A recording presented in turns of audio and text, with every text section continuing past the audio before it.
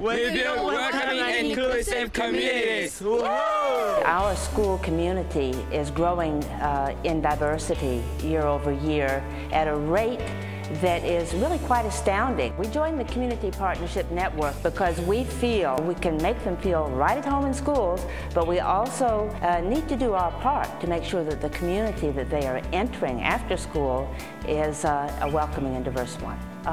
Our students need to be provided with a safe and responsive and caring environment in order to get the most out of their education. And when you have a diverse school community, you've got to learn how to make that happen for all the students. The Community Partnership Network makes it so that we don't have to go out and seek those connections one by one.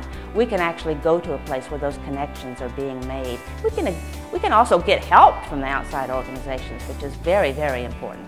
The advantages of the Community Partnership Network are just huge to school districts and school district folks like me, because the lion's share of the work in developing diversity in communities is making those connections. And the Partnership Network brings us those connections ready-made.